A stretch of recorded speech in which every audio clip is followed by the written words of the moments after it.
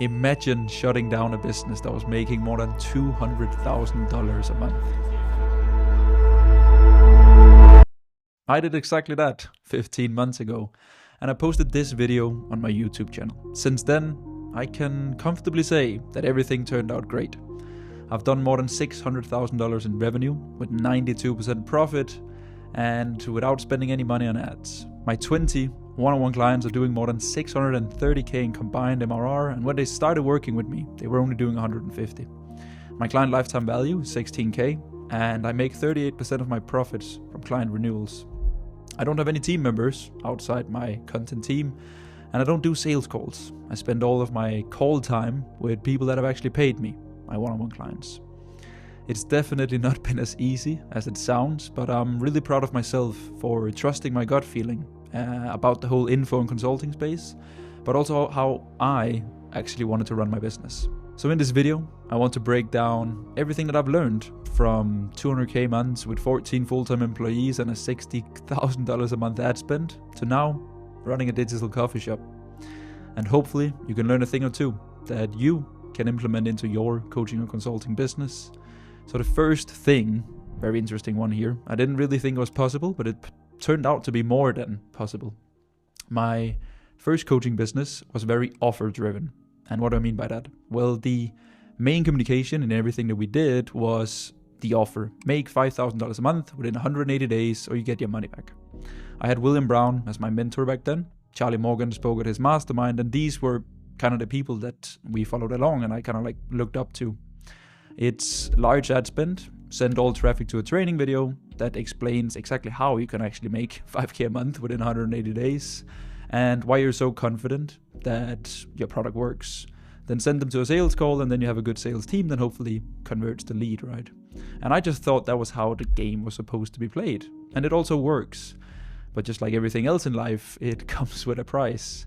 The price of lower margins, since it's a funnel that thrives off high volume with low conversion rate, and also not the world's best clients, since they're mainly there for the offer and not so much for it.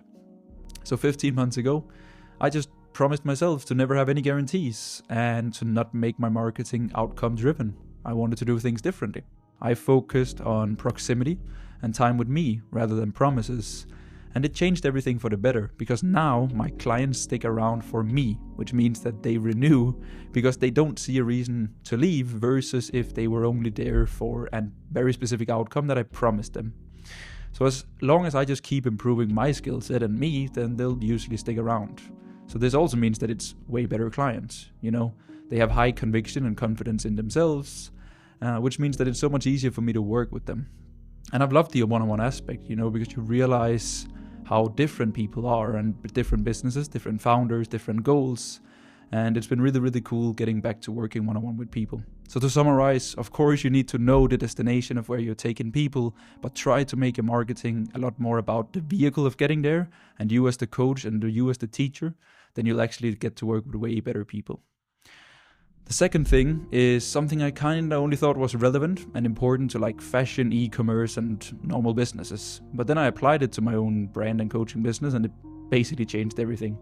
So the first 6 months of what is now the digital coffee shop, the way that I positioned myself was basically just, hey, I'll spend time with you. I'll talk to you every 2 weeks for 4 months, and then you can text me. And it was fine because I kind of cashed in on the audience that I had built up from my first coaching business.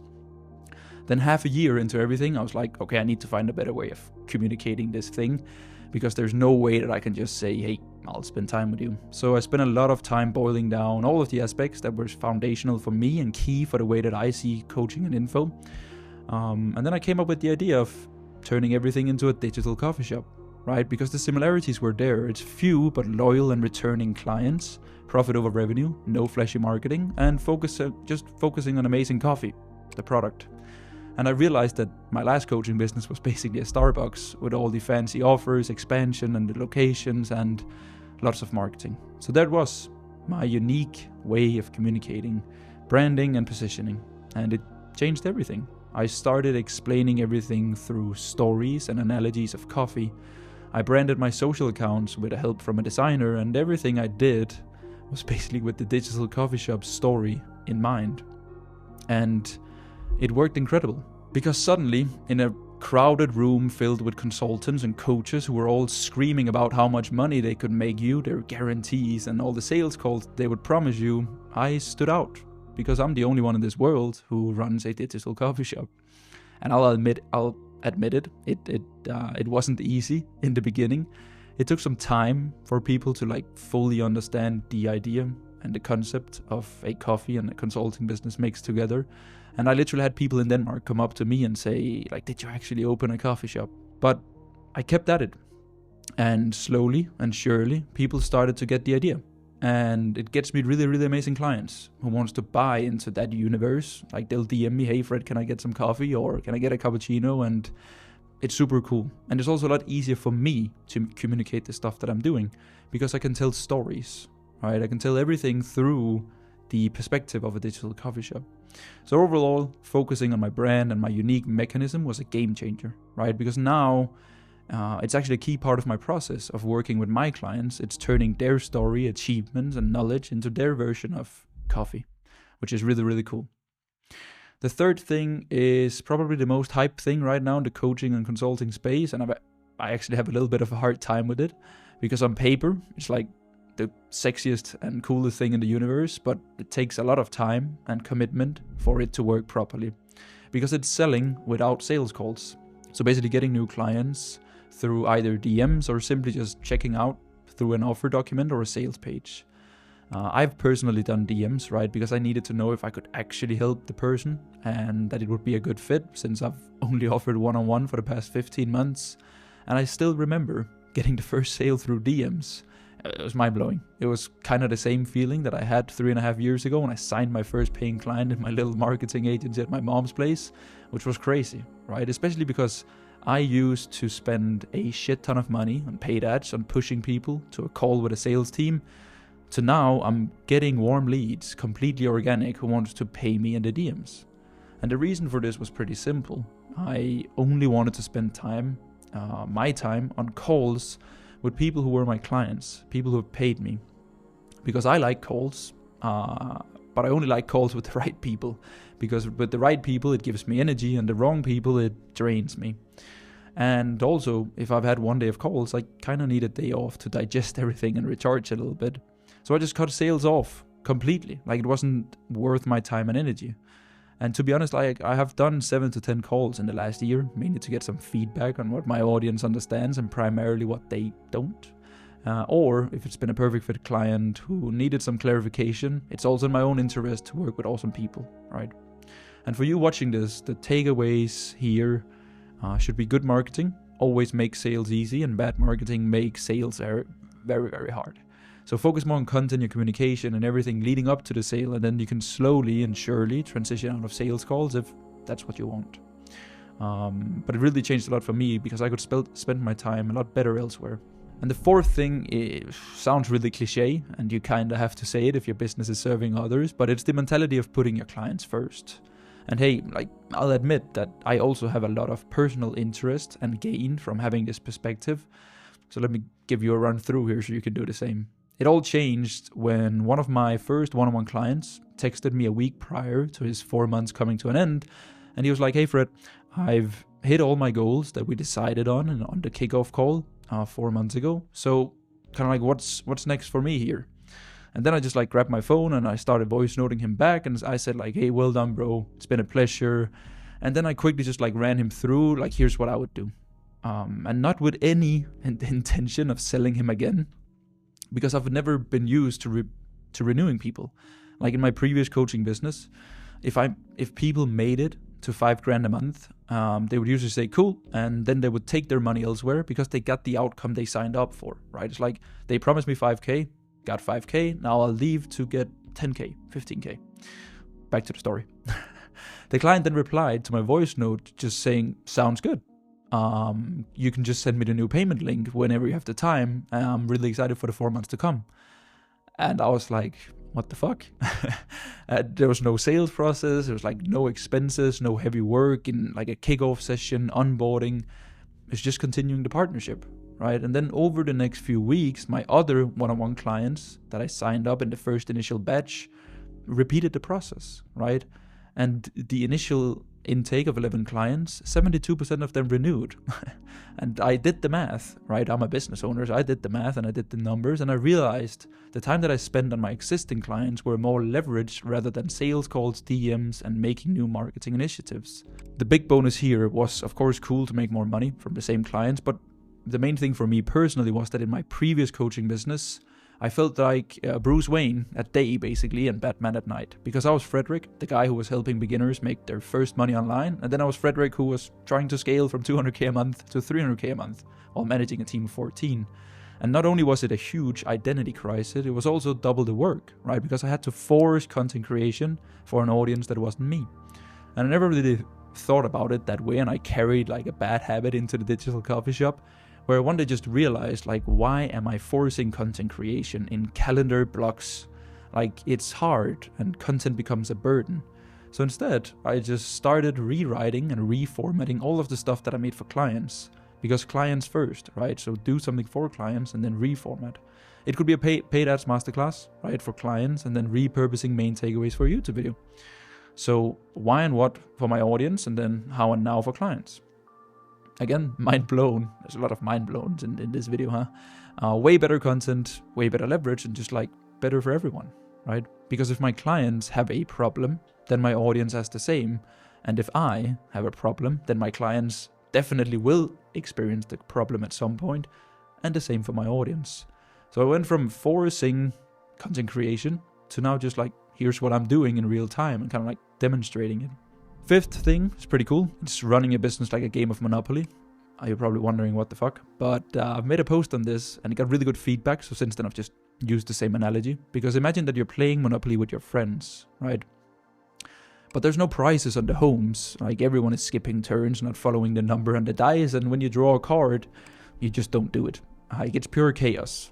And let's be real, it's not really fun.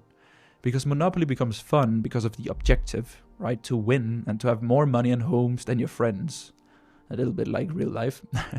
But without rules, the objective holds no value. Because what's the point of winning if you cheated? And the same principle actually applies to your business. Because what's the point of hitting your revenue goal if you played the game without any rules and sacrificed everything along the way?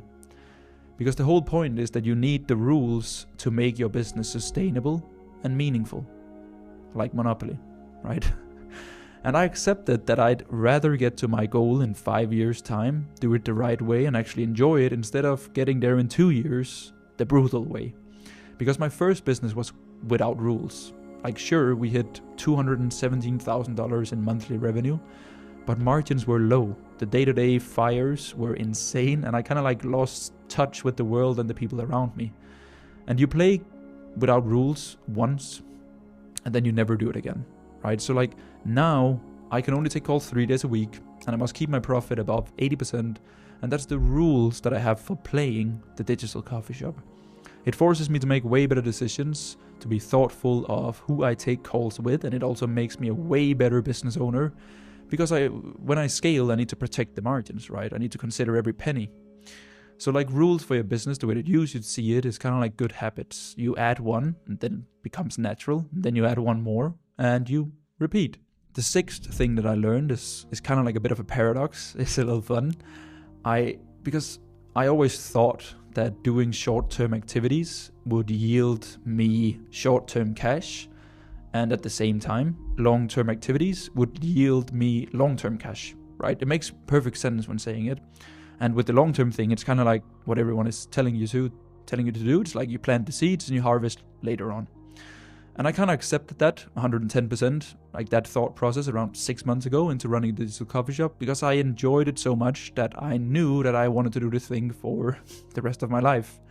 So I started doing things that would benefit me in years to come.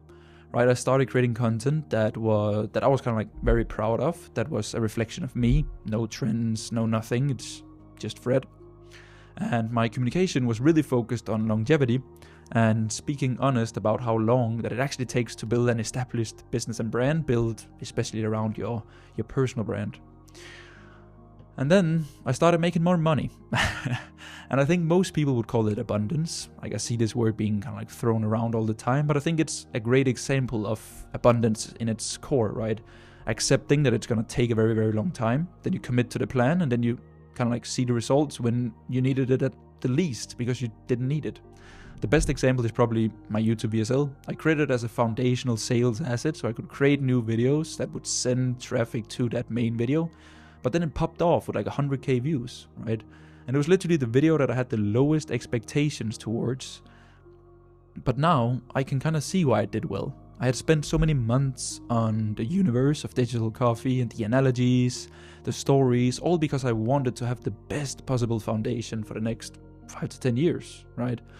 And then I just got the reward instantly, which I've seen a pattern of in all other aspects too.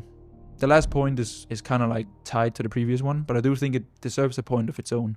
Because in my last coaching business, I had a business partner, a really awesome guy. We're still friends to this day. But it's really weird to have someone else own a part of your face, right? Of course, we treated the business like an educational company with lots of focus on the offer, the business model, and the deliverables. So it was more a product than it was coaching. But I was still the face. I was the one on the ads, one on the content, and the only face of the company. In reality, you wouldn't even know that I had a business partner. And even though it was a really good partnership and the business was doing okay, I knew deep down that it wasn't going to last forever, right? When you know something like deep down isn't going to last forever, then that will reflect into your actions and your decisions. And I kind of only realized this when I split up with that business partner. It's like, holy shit, I'm the only person now, right? I don't need to hand over any percentages. I don't need to talk stuff through, and I can just do what I like. And of course, there's pros and cons, but it was just a really nice experience to be like, hey, I'm the only guy running the show. And then I kind of like just designed digital coffee as a 10-year play and accepted it's gonna take 10 years, right? I'm the only guy now, and I might as well build this properly. But I think many people are in info and consulting due to the very lucrative margins and like very fast cash flow. But I think just like last year, I have a feeling that the market is gonna change a little bit here, because we're entering an era where a nice lifestyle and a good enough sales funnel isn't really gonna cut it. The market is, like the people we're selling to, whether it's B2B or B2C, is very educated, and that changes the game. It's interesting times. But that is for another video. These were the 7 learnings and the 7 biggest takeaways, and I hope that you learned something. And yeah, we'll just see you in the next one.